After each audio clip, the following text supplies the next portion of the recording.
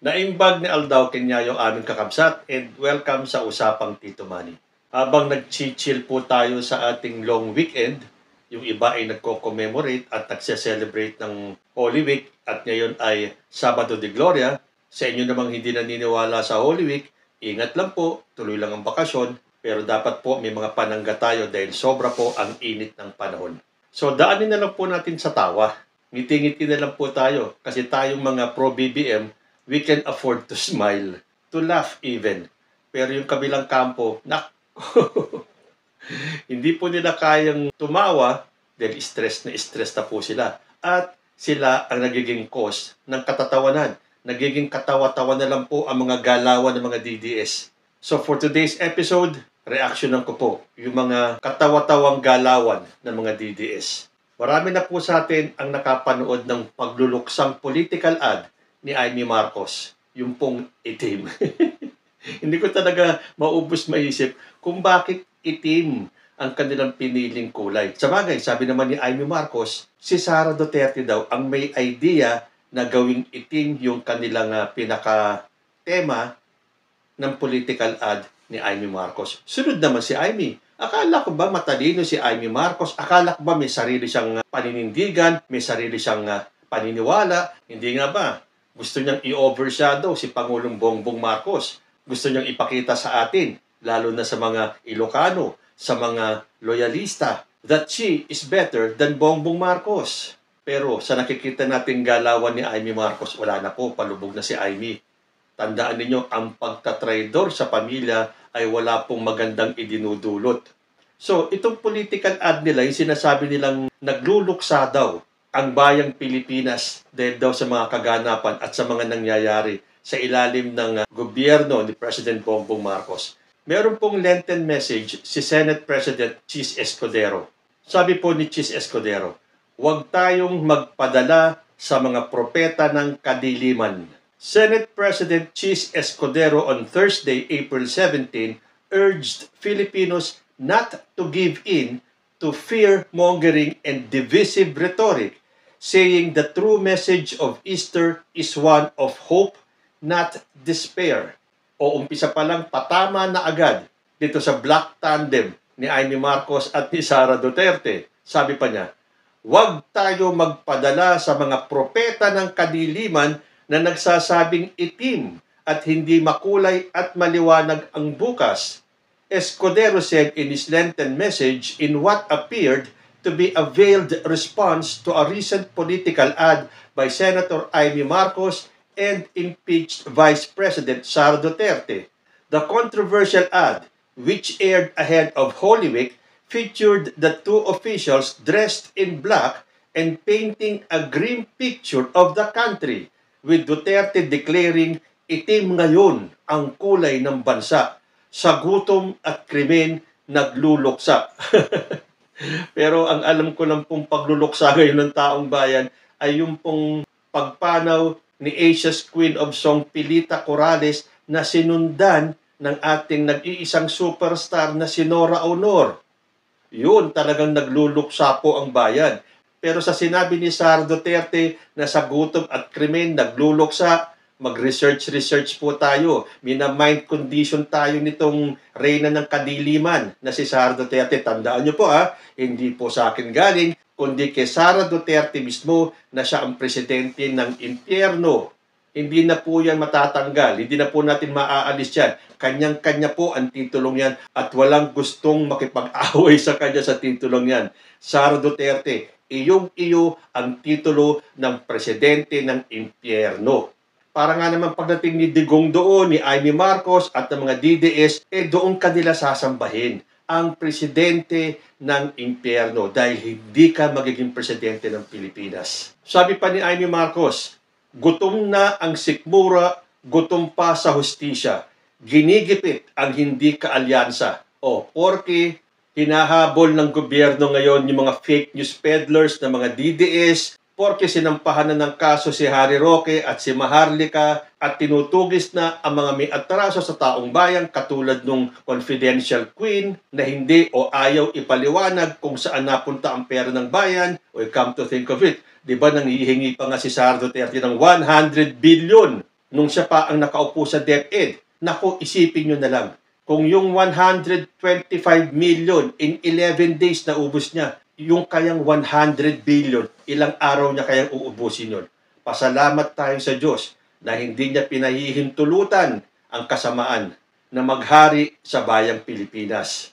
So, lahat ng mga yan, sinasabi ni Amy, ginigipit. Ngayon nga, daldal siya ng daldal, dakdak siya ng dakdak eh. Ginigipit ba siya ng gobyerno ni President Bongbong Marcos? Tahimik lang si President Bongbong Marcos. Pero alam niyo naman, yung katahimikan ni President Bongbong Marcos, yan ang nakakatakot.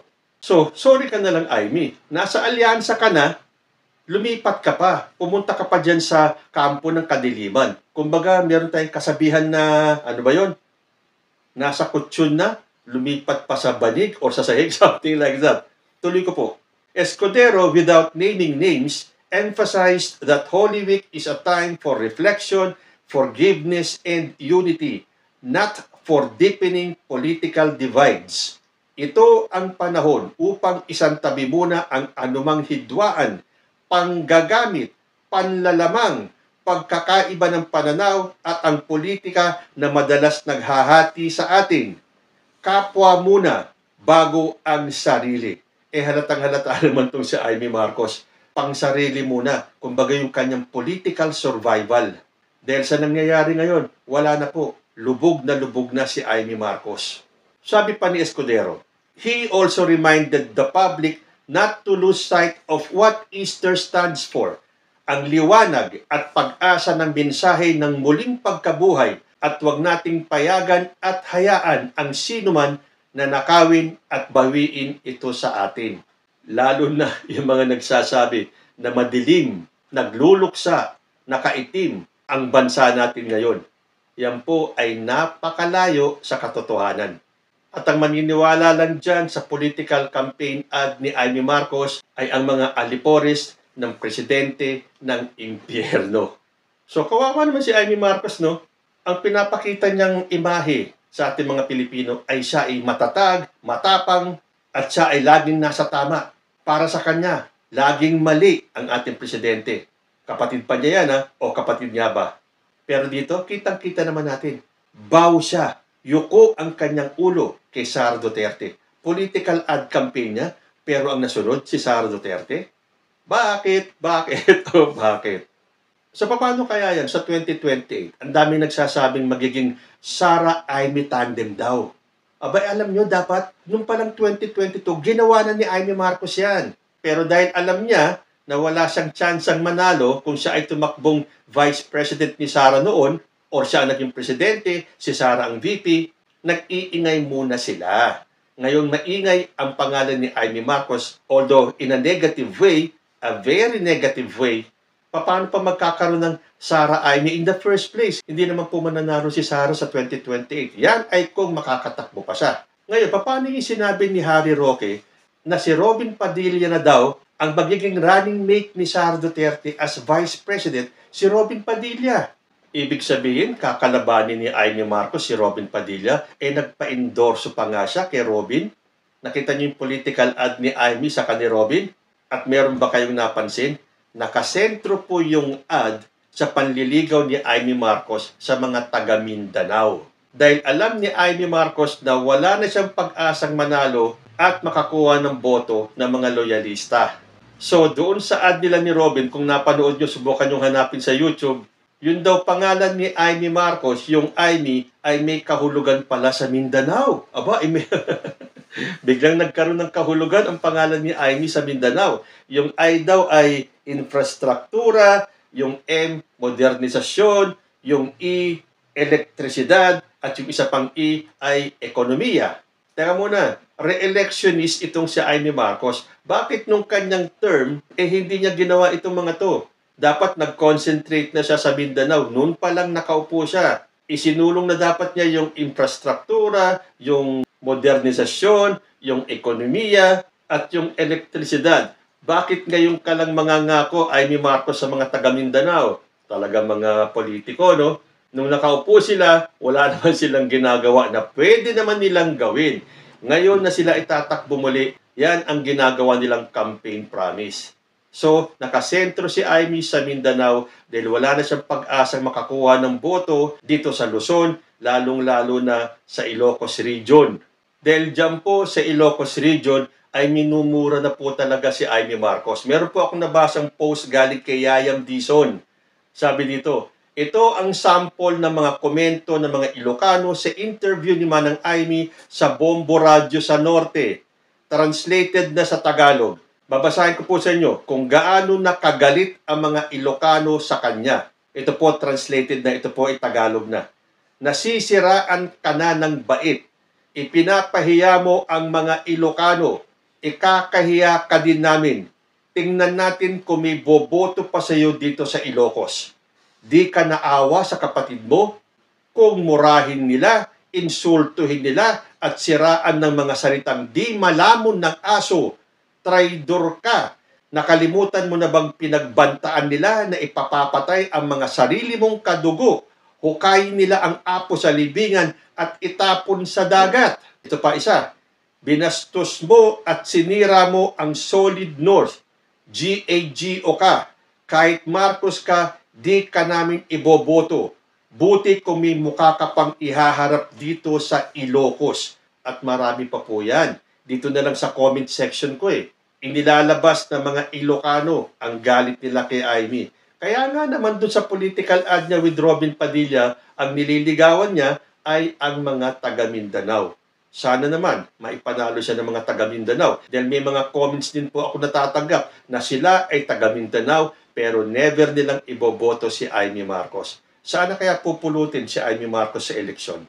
Ito kasi ang isa pang banat ni Amy Marcos. Sabi niya, hindi ito ang turo ng aking ama. Hindi na tama ang landas ng administrasyon. Hoy Amy Marcos, bakit ba laging isinasangkalan ang iyong tatay? Bakit lagi mong sinasabing, ito ang turo ng aking ama, ito ang bilin ng aking ama, ito ang sabi ng aking ama, ito ang dapat gawin ng aking kapatid dahil yun ang turo ng aking ama. Puro kasi aking amay. Akala ko ba matalino ka? Akala ko ba kayang-kaya mo si Bongbong Marcos? Akala ko ba mas angat ka, mas matalino ka, mas mahusay ka kaysa sa kapatid mo? Bakit lagi mong ginagamit si Apo Lakay? Naku baka hindi matahimik ang kaluluwa ni Apo Lakay. Ano ibig sabihin yan? Wala pong sariling kakayahan si Amy Marcos. Wala pong maniniwala kay Amy Marcos kung hindi niya gagamitin ang pangalan at ang memorya ng kanyang amang si Apo Lakay. Kawawa naman si Amy, no? Kahit nabanggitin mo lagi sa iyong mga statement o speeches si Apo Lakay, hindi po makakatulong sa iyo yan. Dahil iba po kasi ang ginawa niyang pantatraidor sa kanyang kapatid at pamilya. At sigurado po tayo na hindi papayag si Apo Lakay at hindi niya matatanggap na ang kanyang panganay na si Amy Marcos ang tatraidor sa kanyang pamilya at sisira sa pangalang Marcos. Magandang balita po para sa mga followers ni Harry Roque at ni Maharlika. Sila po ay sinampahan na ng kaso ng NBI. Sa wakas, yung pong ating pinakahihintay. Dahil nung palang pong inilabas yung polvoronic video ni President Bongbong Marcos na nagpapakita di umano na sumisinghot si PBBM ng cocaine, sinabi na noon ng NBI na hindi sila titigil hanggat hindi nila nahuhuli itong mga nagpakalat ng fake polvoron video na yan. Inabot po ng ilang buwan. Lagi ko nalang binabanggit sa akin vlog. Ano na ang nangyari sa sinabi nilang hahabulin nila itong mga nagpakalat ng video na to? Dahil wala po tayong naririnig. Pero ito na nga, sinampahan na po ng kaso itong dalawang ito. So magandang balita po yan sa mga followers and fans ni Harry Roque at ni Maharlika. Pero handa naman daw harapin ng dalawa ang kanilang kaso. Dahil ayon po dito sa News 5, handa sina dating presidential spokesperson Harry Roque at vlogger Maharlika Claire Contreras na humarap sa korte matapos silang sampahan ng kaso ng National Bureau of Investigation. Kaugnay ito ng umano'y pagkakasangkot nila sa pagkalat ng polvoron video kung saan makikita ang look-alike ni President Bongbong Marcos na sumisinghot ng white powder. Nahaharap silang dalawa sa kasong inciting to sedition. May inihain ding kasong unlawful use of means of publication unlawful utterances, cyber libel, at computer-related forgery laban kay Maharlika. Pero ito po ang matapang nilang sagot. Sabi ni Attorney Harry Roque, "Bring it on, mas maganda. We see this as a good opportunity for President Ferdinand Marcos Jr. to once and for all personally disprove in the court of law the endless allegations of his cocaine use and addiction." Sabi naman ni Maharlika, "Natakot naman ako sa mga naliligaw ng landas. Kayo ang matakot. Kaya niya gustong targetin ang mga vloggers kasi ini-expose katulad ko ang lahat ng kabangagan mo." Yan, ang tatapang no? Ngayon sinabi dito, handa naman pala silang harapin ang kanilang kaso. Umuwi na kayo ng Pilipinas, Harry Roque, Maharlika. Dito kayo magyabang. Ito nga si Harry Roque. Para once and for all daw, ay personally, meaning manggaling kay President Bongbong Marcos, to disprove in the court of law yung endless allegation of his cocaine use and addiction. Sino ba ang nagpakalat ninyo? Huwag niyong gaguhin ang mga Pilipino. Panahon pa nung eleksyon, nung kampanya ng 2022, si Rodrigo Duterte ang nagpakalat ng intriga na yan. Tandaan po natin, ang minsan sinabi ni Rodrigo Duterte that we planted evidence. We planted the intrigues. So, nagtanim siya ng intriga. Nagbunga naman dahil hanggang ngayon, paniwalang-paniwala si Roque sa si Maharlika na bangag ang ating presidente. Ay, hindi pala. Alam pala ng dalawang to na hindi bangag ang ating presidente. Pero syempre, kailangan nilang sundin kung ano ang pinapakalat ng kanilang puon na si Duterte. So, hanggang ngayon, yun ang kanilang sinasabi. Yun ang kanilang pinapakalat. Bangag si President Bongbong Marcos, nagko-cocaine. At ito daw ang pagkakataon para personally ay madisprove ni PBBM yung akusasyon na yan. Hoy, Harry Roque, nung panahon mo na hinihiling ng taong bayan na magpa-drug test itong si Digong, ano ang sinabi mo? Walang pwedeng mag-utos sa halal ng tao. Kung gusto ng presidente magpa-drug test, gagawin niya. Pero walang makakapag-utos sa kanya. O bakit ngayon, gigil na gigil ka na magpa-drug test itong si President Bongbong Marcos? Kayo ang nag-aakusa, kayo ang maglabas ng ebidensya. Ano ang nailabas nyo so far na ebidensya? Yung fake polvoron video? Ito pag si Maharlika. Dahil ini-expose daw nila mga vloggers ang kabangagan ni President Bongbong Marcos. Yun naman pala eh. So ito ang pagkakataon. Sinampahan kayo ng kaso ng NBI, umuwi kayo ng Pilipinas, harapin niyo ang kasong yan at i-expose ninyo si President Bongbong Marcos. Marami pala kayong alam, marami pala kayong ebidensya. Pero sa dami ng ebidensya na yun, isang palpak at peking video lang ang nailabas ninyo.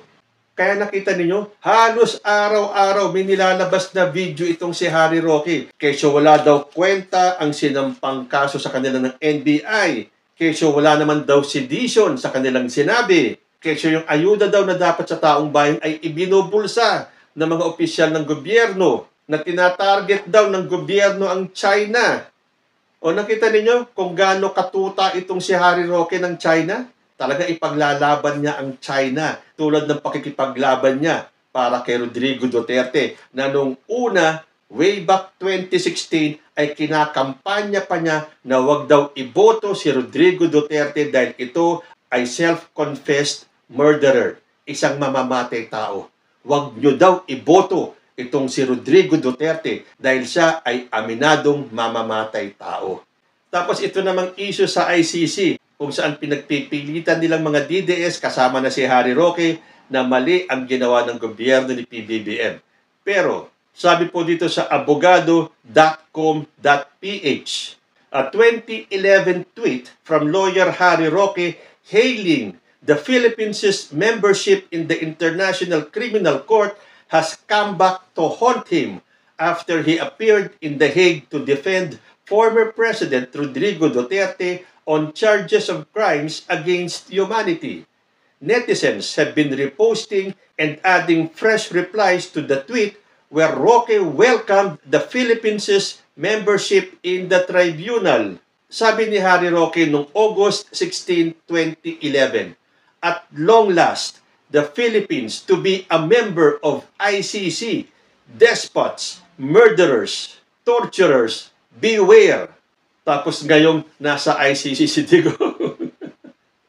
Iba na ang tono ng pananalita ni Harry Roque. Akala ko ba, nung 2011, masayang-masaya ka at tayo ay naging miyembro na ng ICC.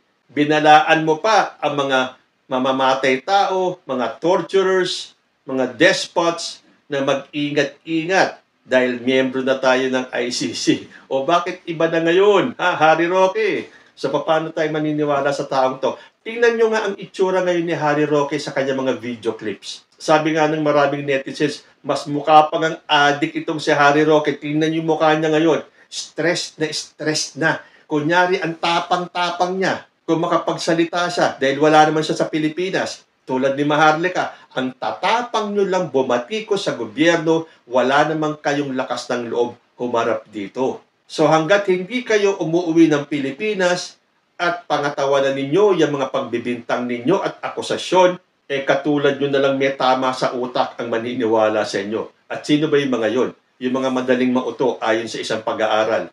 Diyan mga DDS.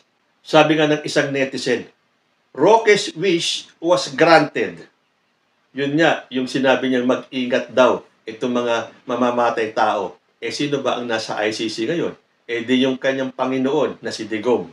And speaking of ICC, hindi po ba nabalitaan natin na malapit nang lumabas ang warrant of arrest ni Bato de la Rosa at yung mga ibang mga kasamahan niya? Ano na ba ang update kay Bato de la Rosa ngayon? Hindi kaya nangangampanya na naman siya sa mga tagong bulubundukin ng Pilipinas? Pero wag pong mag-alala si Bato de la Rosa. Dahil may sasama naman sa kanya pagdating sa ICC. Tandaan niyo yung sinabi ni Robin Padilla. Statement ito ni Senator Robin Padilla way back on March 30, 2023. Ayon sa GMA News, Senator Robin Padilla said he will join his ally, Senator Ronald Bato de la Rosa, in jail if the latter is arrested by the International Criminal Court. Kung huhulihin nila si Bato, isama nyo na ako dahil isa ako sa sumuporta kay Pangulong Rodrigo Roa Duterte dyan sa drug war. Walang iwanan nga Sasamahan ko sila kung saan sila.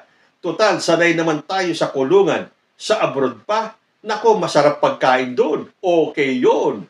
Ang lakas ng loob sabihin ni Robin Padilla ito. Dahil alam naman niya kasi, kung sakaling dumating na ang warrant of arrest ni Bato de la Rosa at ipagpilitan niya ang kanyang sariling sumama, hindi naman po siya isasama. Unless kasama yung pangalan niya dun sa warrant of arrest. Itong mga DDS na to, puro mga nagtatapang-tapangan. Pero kapag oras na kailangan nilang harapin, nawawala naman sila. At bago po tayo magwakas, isang makabagdamdaming mensahe galing sa ating Vice Presidente, kung meron man tayo. Sabi po ni Sara Duterte sa kanyang Holy Week message, manalig tayo, magkaisa tayo, malalampasan natin ang dilim. God save the Philippines. Totoo po yan, mga kababayan. Manalig po tayo. Magkaisa tayo. Dahil malalampasan natin ang dilim na dulot ng kampo ng mga Duterte. God save the Philippines sa kuko ng presidente ng impyerno. Kayo po, ano ang masasabi ninyo? Comment lang po down below and I will see you in my next video. Diyos ti Agnina.